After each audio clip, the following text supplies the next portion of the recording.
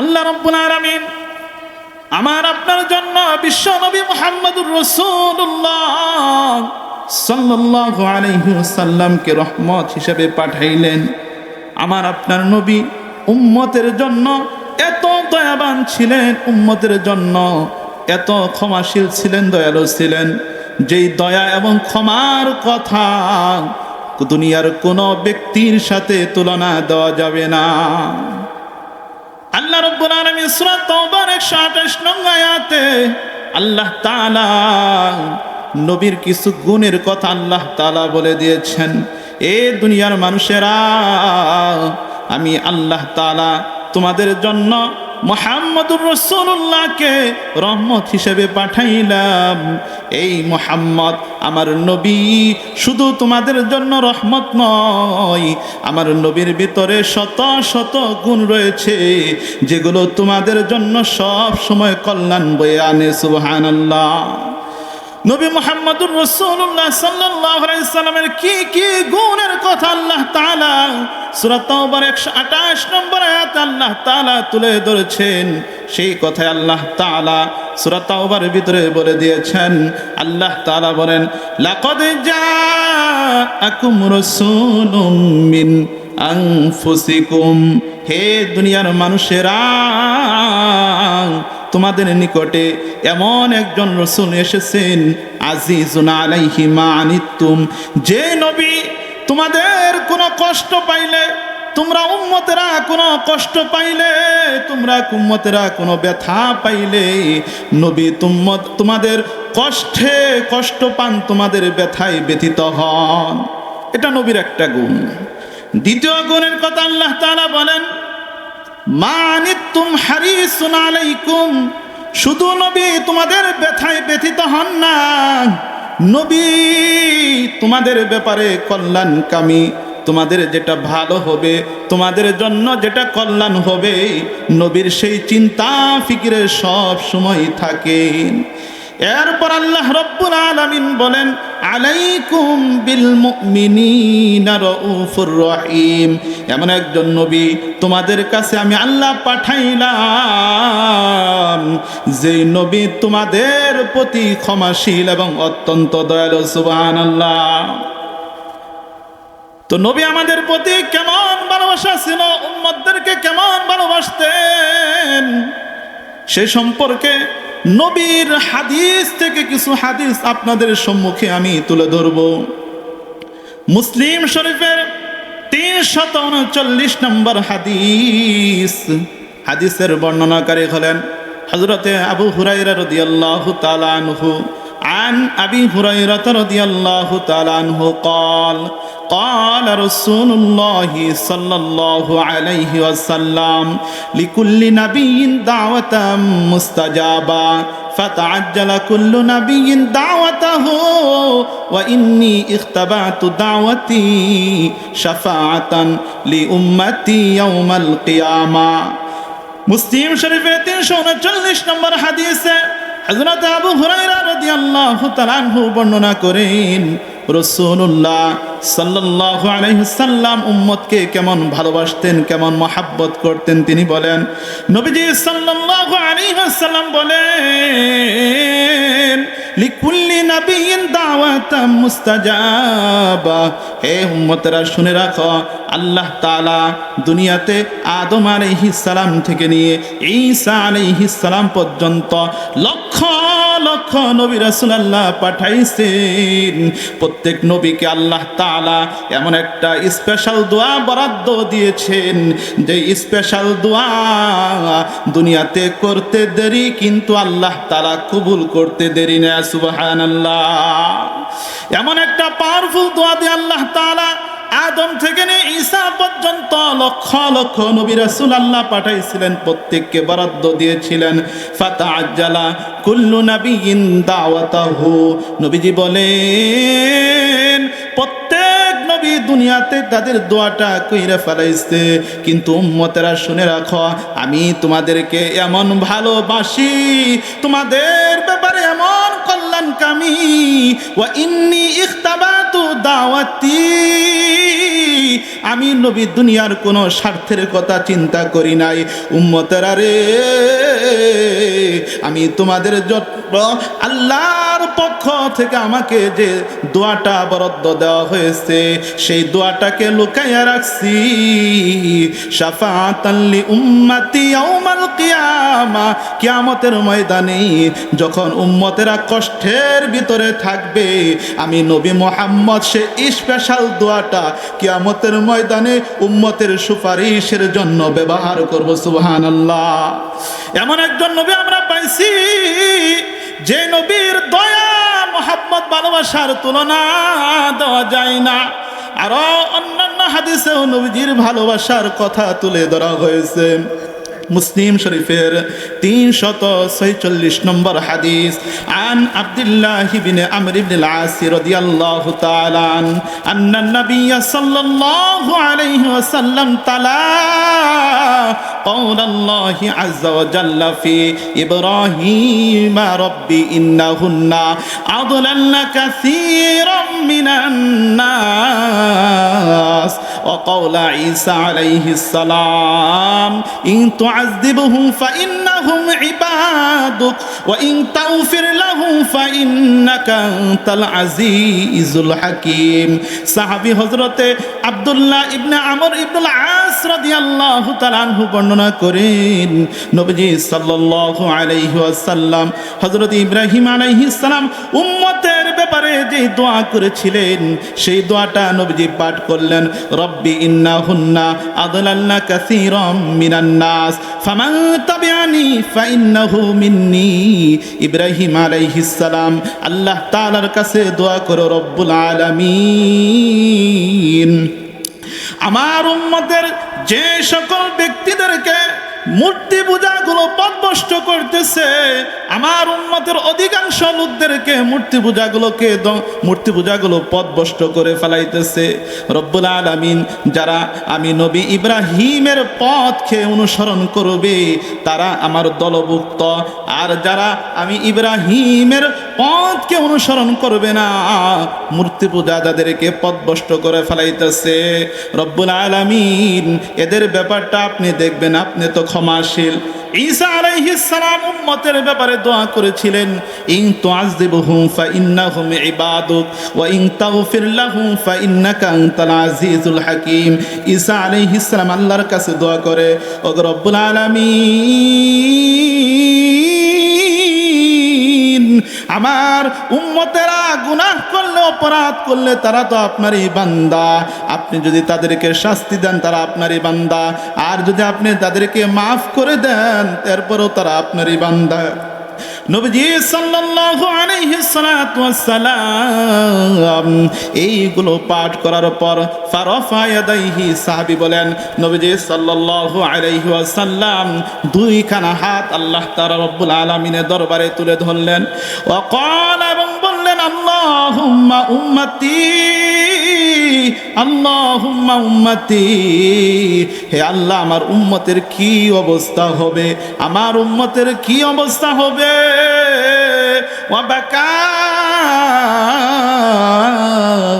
নবীজি এই দোয়া করে কান্না করে দিলেন। ফাকাল আল্লাহু আযজা ওয়া জাল্লা ইয়া জিবরিল ইযহাব ইলা মুহাম্মাদিন ওয়াসালহু মা ইউবকিকা। নবীজি সাল্লাল্লাহু আলাইহি সাল্লামের এই অবস্থা দেখিয়া মহান রব্বুল আলামিন জিবরিলকে বলে, জিবরিল যাও যাও আমার বন্ধু মুহাম্মদের কাছে চলে যাও, ওয়াসালহু মা ইউবকিকা, হে জিবরাইল যে গিয়ে জিজ্ঞাসা করো আমার নবী মুহাম্মদ কেন কান্না করতেছে। ফাতাহু জিবরিল আলাইহিস সালাম ফাসআলাহু ফাখবরহু রাসূলুল্লাহ সাল্লাল্লাহু আলাইহি ওয়াসাল্লাম বিমা ক্বালা ওয়া হুয়া আলামু। নবীজির কাছে জিবরিল চলে গেলেন, চলে যাওয়ার পর নবীজির কাছে জিজ্ঞাসা করলেন, নবীজি সাল্লাল্লাহু আলাইহি ওয়াসাল্লাম জিবরিলকে এই ব্যাপারে অবহিত করলেন। মহান রব্বুল আলামিন সব কিছু জানেন, এমন তো অবস্থায় জিবরিল আল্লাহকে বলে, আল্লাহ গো আপনার বন্ধু উম্মতের চিন্তায় কান্না করতেছে। ফাকাল আল্লাহু তাআলা ইয়া জিবরিল ইযহাব ইলা মুহাম্মাদ ফাকুল ইন্না নুরদিকা ফি উম্মাতিকা ওয়ালা নাসুকা। আল্লাহ রাব্বুল আলামিন জিবরিলকে ডেকে বলে, জিবরিল রে, যাও যাও যাও, আমার বন্ধু মুহাম্মদের কাছে গিয়ে বলো, আমি রব্বুল আলামিন কিয়ামতের ময়দানে আমার বন্ধুকে তার উম্মতের ব্যাপারে কষ্ট দিব না, বরং তাকে আমি আল্লাহ অনেক খুশি করে দিব। সুবহানাল্লাহ। এই ছিল নবীজির উম্মতের প্রতি ভালোবাসা।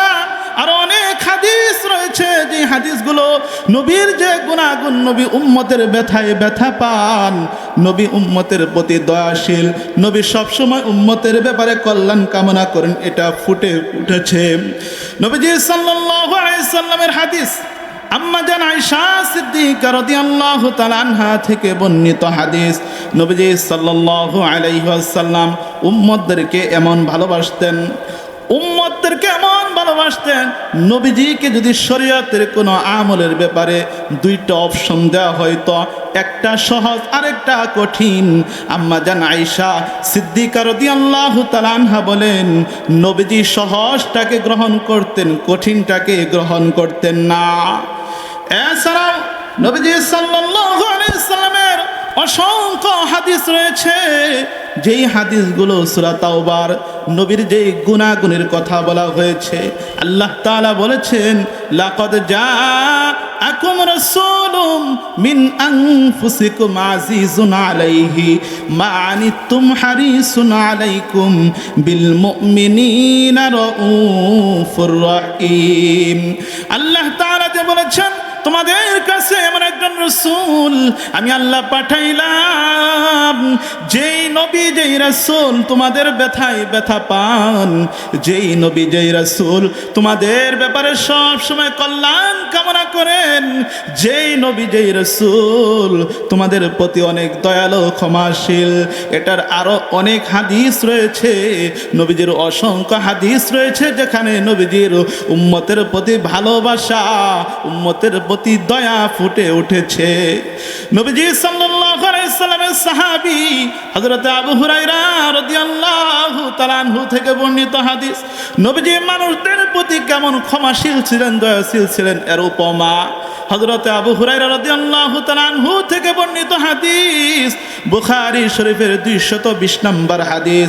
আন আবি হুরায়রা রাদিয়াল্লাহু তাআলা আনহু قال قام أعرابي فبال في المسجد فقام إليه الناس ليقعوا فيه فقال رسول الله صلى الله عليه وسلم دعوه وحركوا على بوله سجلا من ماء أو ذنوبا من ماء فإنما بعثتم ميسرين ولم تبعثوا معسرين ولم تبعثوا معسرين। নবীজির সাহাবী হযরত আবু হুরায়রা রাদিয়াল্লাহু তাআলা আনহু থেকে বর্ণিত হাদিস, তিনি বলেন, নবীজি উম্মতের প্রতি কেমন ক্ষমাশীল ছিলেন। নবীজির সাহাবী বলেন, একজন বিদয়ীন গ্রাম্য ব্যক্তি মসজিদের ভিতরে আসলেন, মসজিদে আসার পর ওই বেদুইন ব্যক্তি মসজিদের ভিতরে পেশাব করে দিলেন। নবীজি সাল্লাল্লাহু আলাইহি সাল্লামের সাহাবীরা ফাকামা ইলাইহিন নাসু লিয়াকাউ ফীহি, নবীজির সাহাবীরা তাকে মারার জন্য উদ্যত হইল। নবীজি সাল্লাল্লাহু আলাইহি সাল্লাম বলেন, ফাকালা রাসূলুল্লাহ সাল্লাল্লাহু আলাইহি ওয়াসাল্লাম, রাসূলুল্লাহ সাল্লাল্লাহু আলাইহি ওয়াসাল্লাম বললেন, দাউহু ওয়া হারিকু আলা বাউলিহি সাজলাম মিন মাইন আও জানুবাম মিন মাইন। নবীজি বললেন, সাহাবীরা রে, তোমরা এই ব্যক্তিকে ছেড়ে দাও, তাকে তোমরা মেরো না, তোমরা তাকে ছেড়ে দাও এবং তার পেশাবের জায়গায় তোমরা বালতি দিয়ে, তোমরা পানি দিয়ে পেশাবের জায়গা পরিষ্কার করে দাও। সুবহানাল্লাহ। ফাইন্নামা বুইসতুম মুয়াসসারিন ওয়া লাম তুবআসু মুআসসারিন। নবীজি বললেন, হে সাহাবীরা রে, আল্লাহর পক্ষ থেকে তোমাদেরকে মানুষের সাথে ভালো ব্যবহারের জন্য পাঠানো হয়েছে, তোমাদেরকে কারোর সাথে খারাপ ব্যবহারের জন্য পাঠানো হয় নাই। এই হাদিসটাই প্রমাণ করে হারিসুন আলাইকুম বিল মুমিনিনা রাউফুর রহিম। নবীজি উম্মতের প্রতি সর্বোচ্চ ক্ষমাশীল এবং দয়াশীল ছিলেন। এছাড়াও হযরত আনাস রাদিয়াল্লাহু তাআলা আনহু থেকে বর্ণিত হাদিস, মুসলিম শরীফ, বুখারী শরীফের 1356 নম্বর হাদিস, নবীজির সাহাবী আনাস রাদিয়াল্লাহু তাআলা আনহু বর্ণনা করেন, আনাস রাদিয়াল্লাহু তাআলা কানা গুলামুন ইহুদিয়ুন ইয়াখদুমুন নাবিয়্য সাল্লাল্লাহু আলাইহি ওয়াসাল্লাম। নবীজি সাল্লাল্লাহু আলাইহি ওয়াসাল্লামের একজন ইহুদি বালক ছিল যে নবীজির সেবা করতেন, নবীজির খাদেম ছিল। ফামারিদা, ইহুদি বালক হঠাৎ করে অসুস্থ হয়ে পড়ল। ফাতাহুন নবিয়্য সাল্লাল্লাহু আলাইহি ওয়াসাল্লাম ইয়াউদুহু, নবীজি ইহুদি বালককে দেখার জন্য তার বাড়িতে আসলেন। ফাকাদা ইনদা রাসিহি, নবীজি ইহুদি বালকের পাশে বসলেন। ফাকালা, নবীজি বললেন, আসলিম, হে ইহুদি বালক তুমি ইসলাম ধর্ম গ্রহণ করো। ফানাযারা ইলা আবিহি, ইহুদি বালক তার পিতার দিকে তাকাইল, সে কি বলে? ফাকালা লাহু, ইহুদি বালকের পিতা তার পিতাকে বলল, ইহুদি বালক তার পিতাকে বলল, তার পিতা ফাকালা লাহু, তার পিতা তাকে বলল, আতি আবাল কাসিমি সাল্লাল্লাহু আলাইহি ওয়াসাল্লাম, তুমি নবীজি যেটা বলে সেটাকে গ্রহণ করো। সুবহানাল্লাহ। এরপর ফাসলামা, ইহুদি বালক ইসলাম ধর্ম গ্রহণ করলো। ফাখরাজা, নবীজি বের হয়ে গেলেন। আলহামদুলিল্লাহিল্লাযী আনকাযাহু মিনান নার, নবীজি সাল্লাল্লাহু আলাইহি ওয়াসাল্লাম বললেন, সমস্ত প্রশংসা ওই আল্লাহর জন্য যিনি ইহুদি বালককে মুসলমান হওয়ার নিয়ামত দান করেছেন। সুবহানাল্লাহ। এজন্য আমার আপনার নবী শুধু মুসলমানদের জন্যই রহমত স্বরূপ ছিলেন না, নবীজি প্রত্যেকটা উম্মতদেরকে ভালোবাসতেন। নবীজি প্রত্যেক ধর্মের মানুষদের প্রতি সহানুভূতিশীল ছিলেন। নবীজির চিন্তা ছিল, ফিকির ছিল, কেমন করে কালিমাহীন লোকদেরকে কালিমার পতাকার তলে নেওয়া যায়। এছাড়াও নবীজি সাল্লাল্লাহু আলাইহি ওয়াসাল্লাম উম্মতের প্রতি যে অগাধ ভালোবাসা ছিল, অনেক দৃষ্টান্ত হাদিসের ভিতর রয়ে গেছে। আম্মা জান আয়েশা সিদ্দিকা রাদিয়াল্লাহু তাআলা আনহা থেকে বর্ণিত হাদিস, তিনি বলেন, আমি নবীজি সাল্লাল্লাহু আলাইহি সাল্লামকে একদা আমি নবীজিকে বললাম, নবী গো, আমার জন্য একটু দোয়া করুন, আল্লাহ তাআলা যেন আমি আয়েশার জীবনের গুনাহগুলোকে মাফ করে দেন।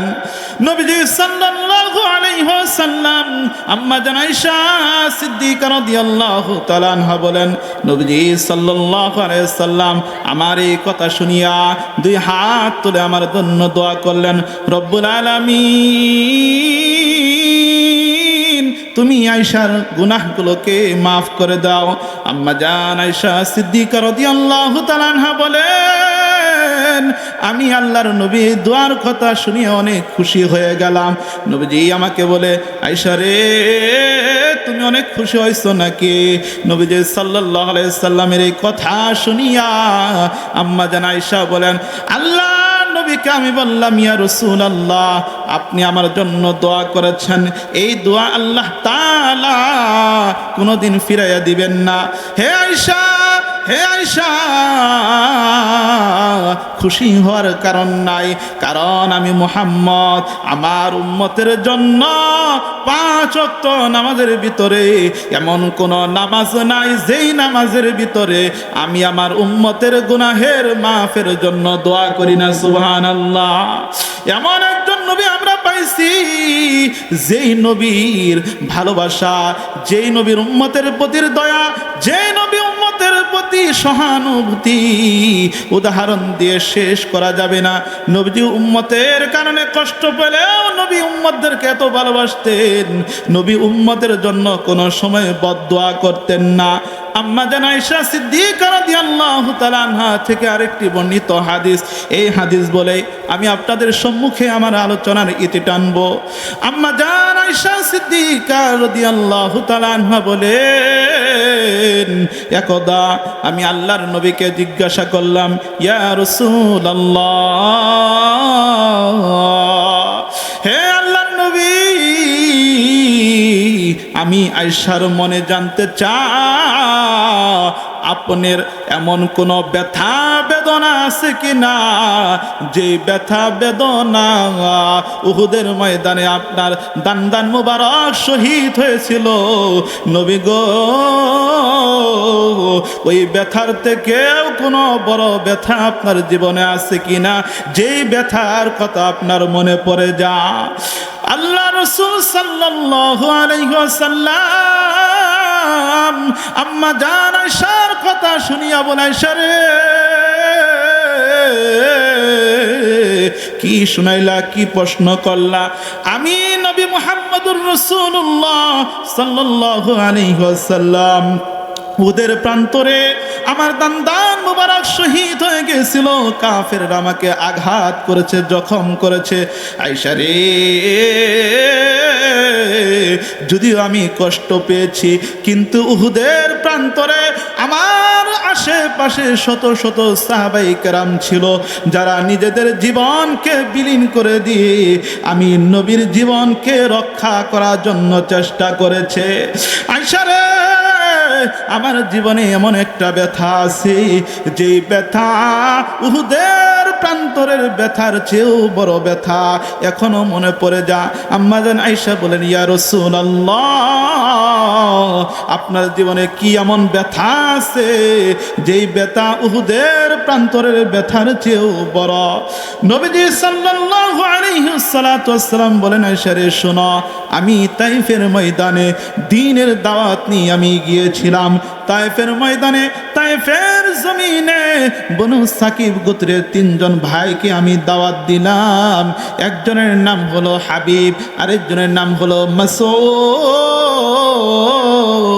আরেকজনের নাম হলো আব্দুল ওয়াইল ইবনে ওয়াইল। এই 3 ভাইকে আমি ইসলামের দাওয়াত দিলাম। 3 জন ভাই আমি নবী মুহাম্মদের দাওয়াতকে গ্রহণ করলো না, বরং আমি নবী মুহাম্মদের দাওয়াত তো গ্রহণ করলোই না, বরং তারা আমাকে নিয়ে উপহাস করতে লাগলো। আমার পিছে তাইফের দুষ্ট বালকগুলোকে লাগিয়ে দিল। আয়েশা রে, ওই সময়ে তারা আমি নবীর উপর এমন ভাবে পাথর নিক্ষেপ করেছে,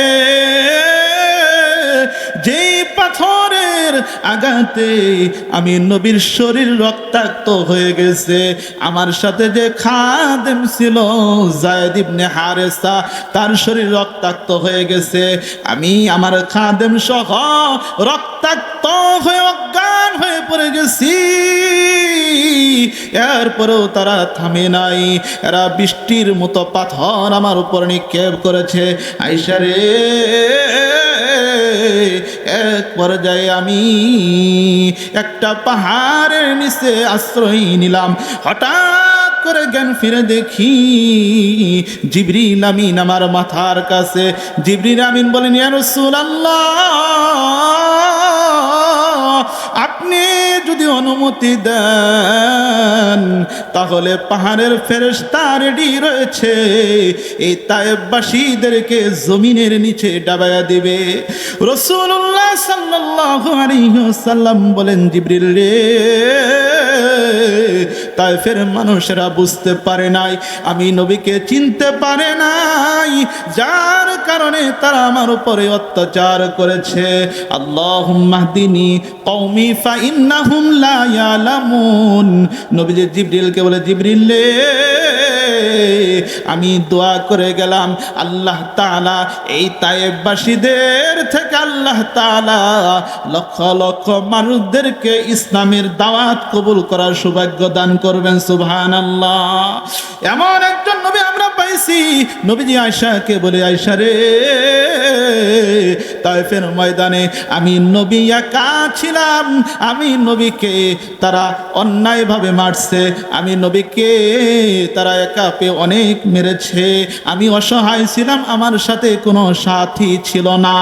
ওই তায়েফের ময়দানের ব্যথা বেদনা আমি নবীর জীবনে উহুদের প্রান্তনের ব্যথাও থেকেও বেশি ছিল। এই জন্য আসেন নবীজি সাল্লাল্লাহু আলাইহি সাল্লাতু ওয়াসসালাম আমাদেরকে যেমন ভাবে ভালোবেসেছেন নবীকেও আমাদেরকে ওরকম ভাবে ভালোবাসতে হবে। নবীকে যদি আমরা ভালো না বাসি তাহলে পরিপূর্ণ ঈমানদার হতে পারবো না। আল্লাহ তাআলা বলেন কুল ইন কুনতুম তুহিব্বুনাল্লাহ, হে নবী আপনি বলে দিন ইন তুহিব্বুনাল্লাহ, যদি তোমরা আল্লাহকে ভালোবাসতে চাও ফাত্তাবিউনি, আমি নবীকে অনুসরণ করা, ইউহিব্বুকুমুল্লাহ ওয়া ইয়াগফির লাকুম যুনুবাকুম, আমি নবীকে যদি তোমরা অনুসরণ করতে পারো আল্লাহ তাআলা তোমাদেরকে ভালোবাসবেন এবং তোমাদের জীবনের গুনাহগুলোকে মাফ করে দিবেন। সুবহানাল্লাহ। এজন্য নবীর ভালোবাসা কিভাবে পাওয়া যাবে, নবীকে কিভাবে ভালোবাসবেন? নবীজি বলেন মান আহাব্বা সুন্নতি ফাকাদ আহাব্বানি ওয়া মান আহাব্বানি কানা মাই ফিল জান্নাহ। নবীজি বলেন আমি নবীকে ভালোবাসার একটা মাপকাঠি আছে। মান আহাব্বা সুন্নতি, উম্মতেরা যারা আমি নবীর সুন্নতকে ভালোবাসবা ফাকাদ আহাব্বানি, তারা যেন আমি নবীকেই ভালোবাসলা। ওয়া মান আহাব্বানি কানা মাই ফিল জান্নাহ। নবীজি বলেন যে ব্যক্তি আমি নবীকে ভালোবাসবে সে জান্নাতে আমি নবীর সাথে থাকবে। সুবহানাল্লাহ। এজন্য আসেন আমরা যেমন নবী আমাদেরকে ভালোবাসেন এবং উনি ইন্তেকালের পরেও কবরে বসে উম্মতের চিন্তায় চিন্তিত রয়েছেন, ওই নবীর ভালোবাসা আমরা বাড়িয়ে দিই। প্রকৃত উম্মত হতে হলে আমাদের অন্তরে নবীর ভালোবাসা 100% লালন করতে হবে, তাহলে প্রকৃত উম্মত আমরা হতে পারবো। আল্লাহ তাআলা যেই কথাগুলো আপনাদের সম্মুখে বললাম এর উপর সকলকেই আমল করে চলার তৌফিক দান করুন। ওয়া আখিরু দাওয়ানা আলহামদুলিল্লাহি রাব্বিল আলামিন।